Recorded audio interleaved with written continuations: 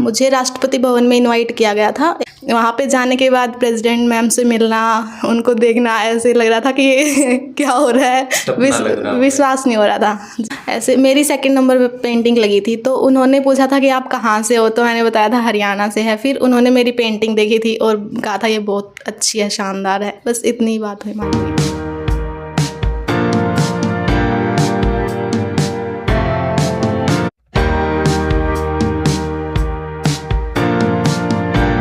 जी मैंने तो शुरू से ही लग रहा है मेरी बेटी एक दिन मेरा नाम रोशन करके रखेगी। मैं तो कहती हूँ भाई अपनी बेटियों को, ये एक किस्म की चिड़िया है, इनको उड़ने दो, इनके पंख मत काटो। बस ये उड़ना चाहते हैं ना तो इनको उड़ने दो। आज अगर मैं इनको बंधन बना कर रख लेती तो आज ये यहाँ तक नहीं पहुँचती जी।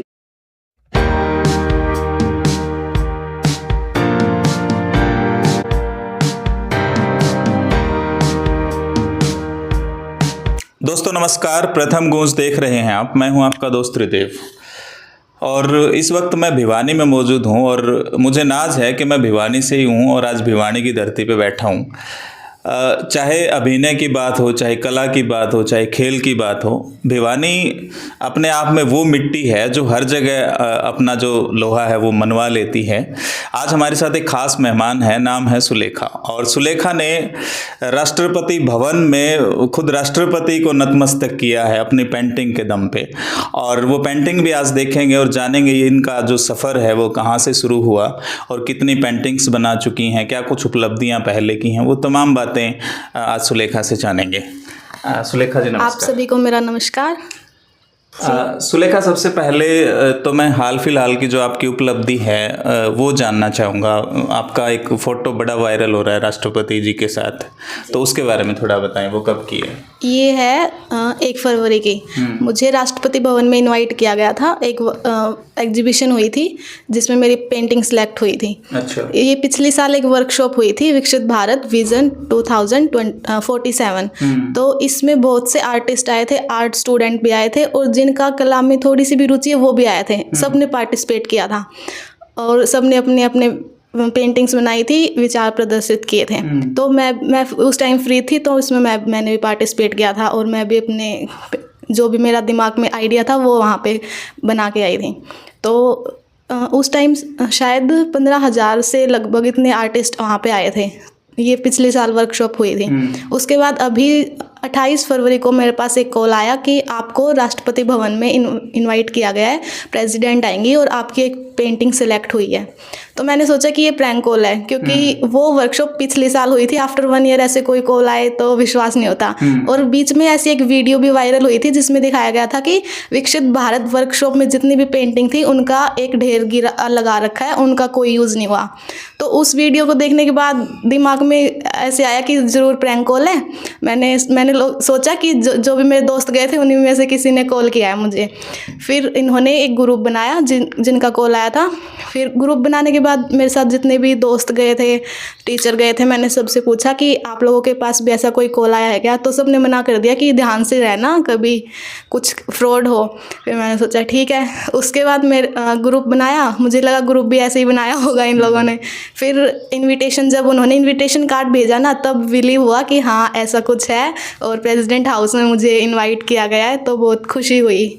वहाँ पे जाने के बाद प्रेसिडेंट मैम से मिलना, उनको देखना, ऐसे लग रहा था कि ये क्या हो रहा है, विश्वास नहीं हो रहा था जी। अब हो गया विश्वास के नहीं हो गया? अब तो खुशी हो रही है, खुश हूँ। अब तो सारे घर के खुश हैं, गांव के खुश हैं, भिवानी ज़िले के खुश हैं, हरियाणा पूरा, जिसको जो भी न्यूज़ सुन रहा है सब लोग खुश हैं। आपके गांव में तो सम्मान समारोह की तैयारियां हो रही हैं, सरपंच वगैरह तैयारी कर रहे हैं लगातार, सुनने में आया है ये। हाँ। कैसा लग रहा है? खुशी हो रही है, बहुत गर्व का पल है मेरे लिए भी, सबके लिए भी। अच्छा, कभी सोचा था कि इस पड़ाव पे भी मतलब मेरी पेंटिंग जाएगी, उसको भी राष्ट्रपति तक भी सराहेंगे?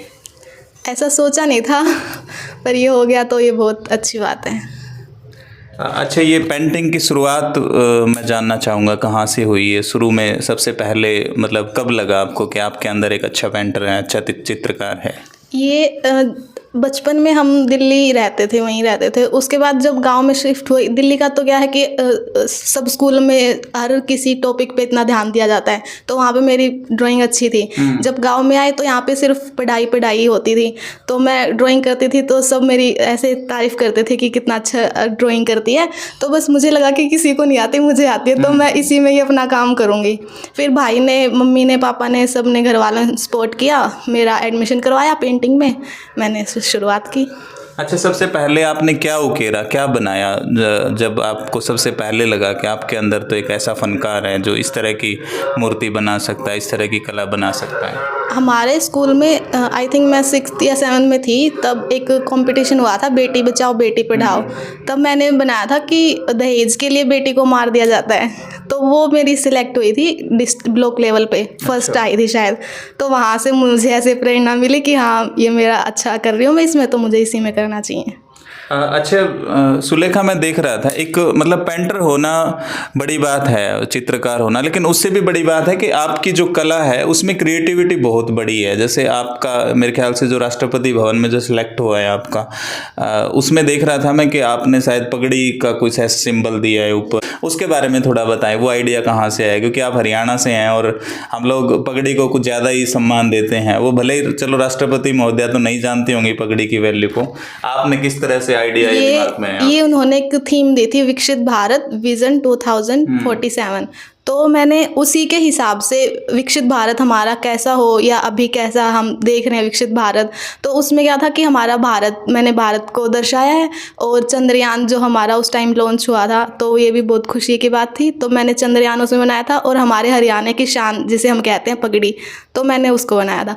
समय के अभाव के कारण मैंने सिर्फ इतना ही किया, क्योंकि टाइम कम था, वरना मैं और भी उसमें कुछ कुछ ऐड कर देती। तो यही मेरी पेंटिंग थी। तो दोस्तों, जो लोग महिलाओं को, लड़कियों को पैर की जूती समझते हैं ना, उनके लिए एक एग्जाम्पल सेट किया है सुलेखा ने। और इनकी पगड़ी की ही जो चित्रकारी है उसी में सम्मान इनको मिला है, और राष्ट्रपति भवन में वो आज भी शोभा बढ़ा रही है। अच्छा, जो टॉप 15 सेलेक्ट हुई थी वो पेंटिंग्स आपने देखी होंगी, तो लग रहा था आपको कि मेरी पेंटिंग को जगह मिलेगी इस तरह से? मतलब जब हम वहाँ थे, 15,000 से ज़्यादा लोग काम कर रहे थे, तो इतने मतलब सीनियर आर्टिस्ट थे, तो हम उन्हीं का काम देख रहे थे। तो उनका काम देखने के बाद जब मेरे पास कॉल आया तो मुझे विश्वास नहीं हुआ कि इतने लोगों में से मेरी पेंटिंग सेलेक्ट हुई है, क्योंकि सीनियर आर्टिस्ट वहाँ पे मौजूद थे, उनका इतना अच्छा काम होता है, वो कितने साल का उन्हें एक्सपीरियंस होता है। तो उसके बाद मुझे लगा कि ज़रूर ये प्रैंक कॉल ही है, मेरा काम, अभी तो मेरी शुरुआत है। और आजकल कॉलर ट्यून पे भी चल रहा है ना कि आपको इस तरह की कॉल आती है तो विश्वास ना करें शायद, है ना? जी बिल्कुल। और अभी मेरी सिलेक्ट हुई तो हम वहाँ पे 15 आर्टिस्ट थे, जो कि देहरादून से थी, एक उड़ीसा से थी। तो हम आपस में बात कर रहे थे, तो उन्होंने, जब उन्हें पता लगा, मैंने बताया कि मैं हरियाणा से हूँ, तो उन्होंने कहा, अरे हरियाणा से हो, आप गेम्स में क्यों नहीं गए, आप आर्टिस्ट कैसे बन गए? क्योंकि हमारे हरियाणा से ज़्यादातर खिलाड़ी और ये सब इन्हीं में जाते हैं। तो मुझे लगा कि अच्छी बात है कलाकार, मतलब कलाकार के रूप में उभरना। तो अच्छा, ऐसे लोगों को है ना आमतौर पे समाज में पागल की उपाधि मिलती है, तो आपको भी पागल कहते हैं लोग, घर वाले या आसपास के लोग? घर में बचपन में था कि मैं मतलब हर सब्जेक्ट में ठीक रही हूँ, लेकिन ड्राइंग को ज़्यादा ही करती थी, तो घर पे कहते थे क्या बनाती रहती है। लेकिन जब उन्हें लगा कि चलो अच्छा इसी स्किल पे ही काम किया जाए, तो पागल तो नहीं कहा, बस साथ दिया उन्होंने मेरा। माता जी भी साथ हैं, उनसे भी जानेंगे थोड़ा सा इनके बारे में, क्योंकि कुछ एक शायद ये नहीं बता पाएंगी, माता जी बताएंगी। नमस्कार जी। नमस्कार। कैसे हैं जी आप? बहुत अच्छी हूँ। अच्छा, क्या कहेंगी, आपकी गुड़िया ने इतना बड़ा झंडा गाड़ा है, राष्ट्रपति भवन तक इनकी वाह वाह हो रही है। मैं तो जी क्या कह सकती हूँ, सब लोगों को पता ही है, मेरे को तो बहुत खुशी हो रही है, बस इससे ज़्यादा मैं क्या कहूँगी। जो लोग बेटियों को बहुत समझते हैं, खासकर उनके लिए कोई मैसेज खास? मैं तो कहती हूँ भाई, अपनी बेटियों को, ये एक किस्म की चिड़िया है, इनको उड़ने दो, इनके पंख मत काटो, बस ये उड़ना चाहते हैं ना, तो इनको उड़ने दो। आज अगर मैं इनको बंधन बना कर रख लेती तो आज ये यहाँ तक नहीं पहुँचती। तो ये मेरे लिए बहुत अच्छी बात है। मेरी गुड़िया ने राष्ट्रपति भवन तक कदम रखा। अच्छा, आपको सबसे पहले कब लगा कि आपकी जो बेटी है उसके अंदर एक बहुत मतलब अच्छा फनकार छिपा हुआ है? जी, मैंने तो शुरू से लग रहा है मेरी बेटी एक दिन मेरा नाम रोशन करके रखेगी। हाँ जी। अच्छा, आपकी भी फोटो वोटो बनाई है कभी कि नहीं बनाई है? नहीं, मैंने बनवाई नहीं है, ये औरों की बनाती रहती है। बस। हाँ, बाद में बना देगी मेरी भी। अच्छा। और क्या। अच्छा, पापा क्या करते हैं, परिवार का बैकग्राउंड क्या है, थोड़ा सा वो भी बताएं। पापा टेलर है, मम्मी हाउस होल्डर, और बड़े भाई मेरे आप जैसे कि जानते हैं स्टैंड विद नेचर के अध्यक्ष हैं, और छोटे बहन भाई अभी पढ़ रहे हैं। तो दोस्तों बता दूं कि इनके जो बड़े भाई हैं वो भी मतलब नेचर को सपोर्ट करते हैं। स्टैंड विद नेचर एक संस्था है, एनजीओ है, उसको चलाते हैं, और उनसे भी बात करवाएंगे, उनसे भी जानेंगे, और उनका भी बहुत बड़ा सपोर्ट रहा है इसमें। शायद मैं ठीक कह रहा हूँ ना? हाँ जी, बिल्कुल ऐसा। मतलब ये है कि भाई, बड़ा भाई होना भी ज़रूरी है, और ऐसा भाई होना भी बहुत ज़रूरी है जिसका जो आपके पागलपन को सपोर्ट करे। जी बिल्कुल, क्योंकि उसी के मतलब सपोर्ट के कारण आज मैं यहाँ हूँ, और घर वालों के कारण। वरना ये होता है कि बस हो गया, 12th तक पढ़ लिया, बहुत है, शादी हो जाए, ठीक है, अपना घर बसाओ। लेकिन घर वालों ने मेरा बहुत साथ दिया है। अच्छा, एक खिलाड़ी का मकसद होता है ओलंपिक में गोल्ड जीतना या ओलंपिक तक जाना, तो आपके लिए क्या है? मतलब मछली की आंख की तरह आपको क्या दिख रहा है? मुझे बस काम करना है। मेरा ऐसे होता है कि बस काम करते रहो, पेंटिंग बनाते रहो। जब ऐसे मेरा ऐसे नहीं है कि सुबह उठ के शाम तक काम करो, मेरा ऐसा है कि रात को भी अगर मन कर रहा है तो मैं काम करूँगी। तो अभी तो बस काम करना है मुझे। अच्छा, ये जो एक सामने पेंटिंग है, मैं कैमरामैन से कहूँगा एक बार थोड़ा सा दिखाएं। इस पेंटिंग के बारे में थोड़ा सा बताएं, ये क्या बनाया है आपने? ये मैंने अपने समय को दिखाया है कि हम सोचते कि थोड़ी देर के लिए हमारा समय रुक जाए तो हम ये कर लें, लेकिन समय रुकता नहीं है, हमारे हाथ में नहीं होता समय को रोकना। तो मैंने अपनी पेंटिंग में यही दिखाया कि अपना जितना भी काम है, अपने पास जितना भी समय है, उसी में करो। हमारे लिए समय रुकेगा नहीं, की लहर किसी का इंतजार नहीं करते। और भी कुछ एक पेंटिंग्स हैं शायद जो मतलब देख रही होंगी शायद, तो इसके बारे में थोड़ा बताएं, ये क्या है? ये अपना आने वाला भविष्य है। हम अपने पेड़ को काटते रहेंगे तो हमारे पास पेड़ सांस लेने के लिए पेड़ मतलब वो ऑक्सीजन ही नहीं बचेगा। तो मैंने पेड़ों की कटाई। वो शायद खुद मास्क लगाए घूम रहा है पेड़, है ना? ऐसा ही कुछ है जी। चलिए, तो और भी पेंटिंग्स हैं, उनके बारे में पूछेंगे, क्या है ये हमारा आगे आने वाला आलस से भरा हुआ जीवन। अच्छा। कि मेंढक भी आलसी हो गया, उसको भी सिर्फ इतना ही चाहिए, वो भी समुद्र में नहीं जाना चाहता, बस बाट टब होता है उसके लिए। अच्छा। वो भी उसी में रह के खुश है। अब इसमें मैंने अपने आलस से जीवन को दिखाया है। इसके बारे में भी थोड़ा बताइए, क्या है? ये है कि कुछ है। हाँ, ये है कि हम अपने ये भी मैंने समय की थीम पे ही काम किया है कि हम अपने समय को रोक नहीं सकते। इंसान के हाथों में बिल्कुल भी नहीं होता कि वो अपने समय को रोके। जितना उस जैसे जैसे उसका समय है उसी में अगर वो काम करे तो ठीक है, वरना समय रुकेगा नहीं। मतलब ऐसे ही कुछ दिखाया है मैंने।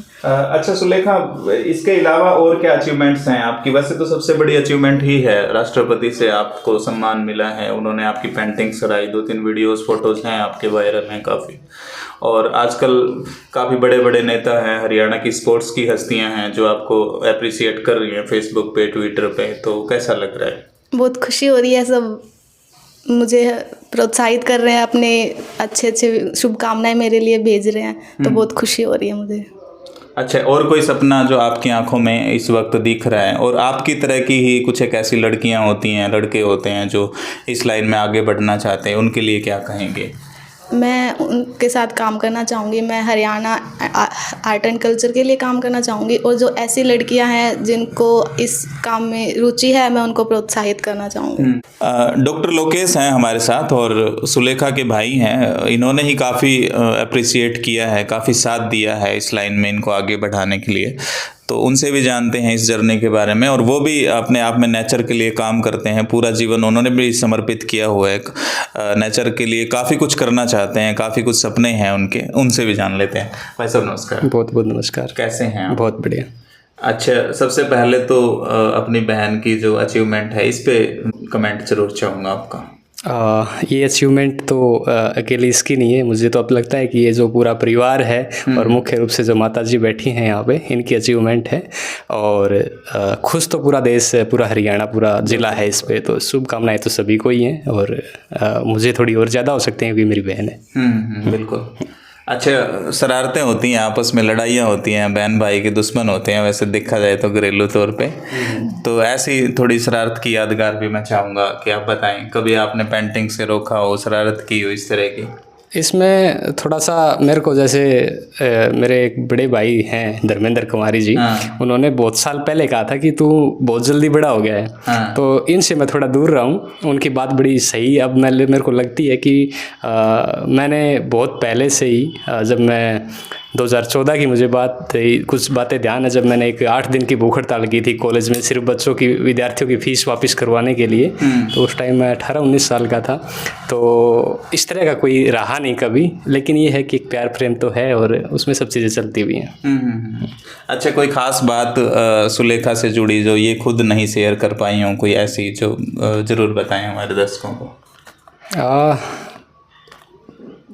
ऐसा तो अब तुरंत तो कोई दिमाग में बात आ नहीं रही है, लेकिन मेहनती है और बहुत समय देती है अपने काम को।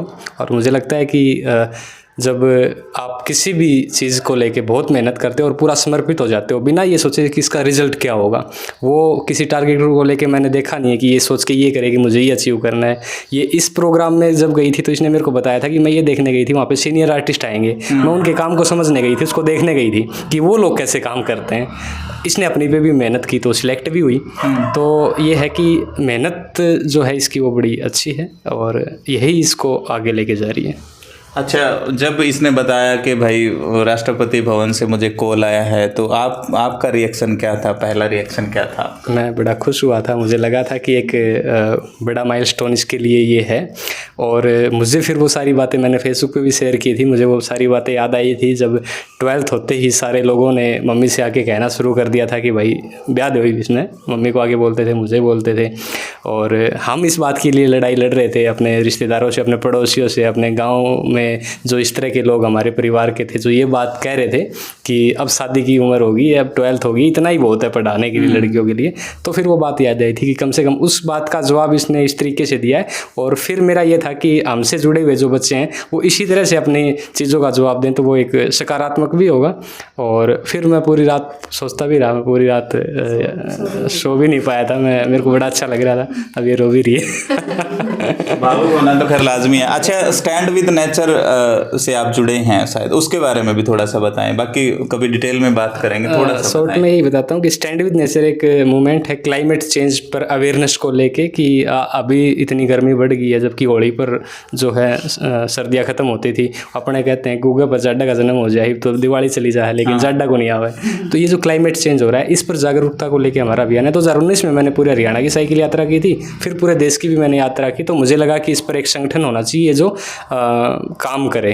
तो हम लोग अवेयर करने का काम करते हैं, कुछ प्लांटेशन भी करते हैं, कुछ वेस्ट को मैनेज करने की चीज़ों पर भी काम करते हैं। तो एक सामूहिक कार्यक्रम है स्टैंड विद नेचर, इस पर हम लोग काम कर रहे हैं। ये पूरे देश में ही हम लोग काम कर रहे हैं। अच्छा, मैं सुलेखा से एक और सवाल जानना चाहूँगा। जैसे ही राष्ट्रपति भवन में आपकी पेंटिंग्स लगी हुई है, हमने तो खैर एक फ़ोटो ही देखी है, तो उसको मैं थोड़ा सा डिटेल में जानना चाहूँगा। कैसे राष्ट्रपति जी का आना होता है, क्या बोलती हैं आप, क्या बोलते हैं उनको, वो तमाम बातें थोड़ा सा बताएं। उस दिन क्या था कि बजट भी पेश होना था तो सब बहुत जल्दी जल्दी हुआ था। ऐसे मेरी 2nd नंबर पे पेंटिंग लगी थी तो उन्होंने पूछा था कि आप कहाँ से हो, तो मैंने बताया था हरियाणा से है। फिर उन्होंने मेरी पेंटिंग देखी थी और कहा था ये बहुत अच्छी है, शानदार है। बस इतनी बात हमारी हुई थी। अच्छा, तो जब आपने भिवानी से कहा होगा तो काफ़ी कुछ चीज़ें याद आई होंगी ना भिवानी को कहेगी, क्योंकि भिवानी धरती अपने आप में है ही बेमिसाल। यहाँ की धरती ने खूब सारा सोना मतलब देश को दिया है। अगर बेटियों की बात करें तो बेटियाँ भी कम नहीं हैं। चाहे गीता बबीता की बात कर लें, अब नीतू गणगस ने हाल फिलहाल ही अर्जुन अवार्ड जीता है। जी, ज़्यादातर तो स्पोर्ट्स में ही है हमारे हरियाणा से। तो जैसे कि उन्होंने जो उड़ीसा से कलाकार आई थी, उन्होंने भी कहा था कि आप स्पोर्ट्स में क्यों नहीं गए, आप आर्टिस्ट कैसे बन गए। तो मुझे बहुत खुशी हो रही थी कि हरियाणा से अब कलाकार भी आएंगे आगे। तो बहुत अच्छा था, अच्छा लग रहा था ये। अच्छा, आपकी आंखों में जो ये भावुकता है, इसको भी मैं थोड़ा सा चाहूँगा डिफाइन करें आप, ये क्यों है? खुशी के आंसू है ये, खुशी के आंसू। अच्छा जी, कोई शरारत तो नहीं है जो याद आ रही हो आपको? हाँ, अब भाई बोल रहे थे इस वजह से। मुझे लगता है कि मैं कहा हो मैं आपसे आगे निकल के दिखाऊंगी, मैं कुछ करूंगी। नहीं, मुझे लगता है कि मैं शरारती रही नहीं हूँ। आप पूछ सकते हो। शरारती नहीं है मेरी बच्ची भी, बिल्कुल नहीं है। वैसे भावुक होगी खुशी के मारे। शरारती नहीं होना ये ऐसा कोई अचीवमेंट नहीं होती कि मैं शरारती नहीं हूँ, शरारती होना ज़रूरी होता है, और बच्चे अगर शरारती नहीं है वो एक समस्या है। बिल्कुल बिल्कुल।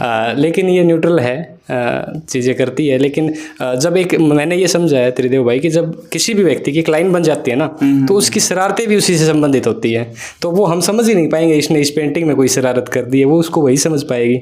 तो वो जब आप मीडिया में काम कर रहे हैं, कोई और व्यक्ति कुछ और कर रहा है, तो उससे संबंधित ही आइडियाज़ आते हैं उसके पास। वो कुछ खुरापात भी चलती है तो उसी से रिलेटेड चलती है, जिसको हम समझ भी नहीं पाते हैं। अच्छा सुलेखा, दरअसल मैं है ना लेखन से जुड़ा हूँ, तो काफ़ी सारे लोग मुझे बोलते हैं कि आप मेरे को लिखना सिखा दें। तो मैं यूँ ही कहता हूँ कि यार मेरे तो बस की बात नहीं है मैं लिखना किसी को सिखा दूँ, क्योंकि जब आपको कुदरत ने दिया होगा तो आप लिख ही लेंगे।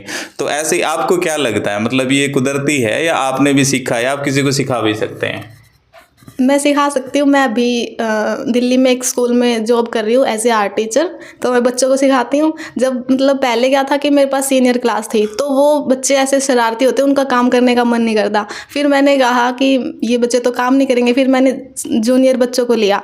वो बच्चे ऐसे हैं कि मेरे क्लास में आने से पहले सुबह अगर मैं उनको दिख जाती हूँ ना, तो कहते कि मैम क्लास में ज़रूर आना, हम सब सामान लेके आए हैं। तो मुझे बहुत खुशी होती है कि बच्चे सीखने के लिए उत्साहित हैं। तो जब भी मैं क्लास में जाती हूँ, सारा अपना रख के खोल के रखते कि मैम आएंगी, हमें कुछ नया सिखाएंगे। तो मैं सिखाती हूँ उनको, मेरा सिखाने का भी है, मैं सिखा सकती हूँ। अच्छा, जब से राष्ट्रपति भवन में आपकी ये पेंटिंग सराही गई है, उसके बाद बच्चों का रिएक्शन कैसा रहता है? उन्होंने भी आपकी फ़ोटोज़ देखी होंगी, तो अब फ़र्क होगा ना उस मैडम में और अब वाली मैडम में? हाँ, ये है कि सीनियर जूनियर सब बच्चे मुझे जानते हैं, क्योंकि मैंने पहले सीनियर क्लास ली थी, अब जूनियर ले रही हूँ। तो सब बच्चे कहते हैं अरे हमारे स्कूल की मैम है ये। तो अपने घर पे जाके बताया ना पेरेंट्स को, तो कहते हैं अच्छा तुम्हारे स्कूल के टीचर तो है ही टैलेंटेड। तो बच्चे भी बहुत खुश हैं। चलिए, अंत में जो हमारे दर्शक देख रहे हैं उनके लिए कोई खास मैसेज? ये है कि आज का टाइम है अपनी स्किल पे काम करने का। तो पढ़ाई लिखाई भी करो, लेकिन अपना जो स्किल है उस पे ज़रूर ध्यान दो, बस। हाँ, मतलब आप में जो हुनर है उसको निखारना जरूरी है, और घर वाले भी सपोर्ट करें उस चीज़ को।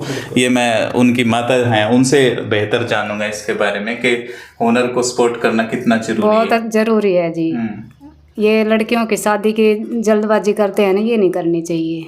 लड़कियों को आगे बढ़ देना चाहिए, होश कहना इतना आगे बढ़ना चाहिए लड़कियों को। और शादी तो बाद की बात है ना। तो मैं तो कहती हूँ जल्दबाजी ना करें, अपने बच्चियों को आगे बढ़ने दें कुछ। और लड़कों को लड़के हाँ, लड़कों पर ज़्यादा ध्यान देते हैं ना पेरेंट्स से। नहीं, तो शादी जल्दी लड़कों की भी नहीं, शादी लड़कों की भी नहीं करनी चाहिए और लड़कियों की भी। वो तो लड़की के साथ ही तो लड़कों की होती है, वो तो होती तो है, लेकिन लड़कियों की बचपन में ही शादी कर देते हैं। कई लोग कहते हैं ये आगे हम नहीं पढ़ाएंगे। अच्छा, मैं आपको एक बात बताता हूँ।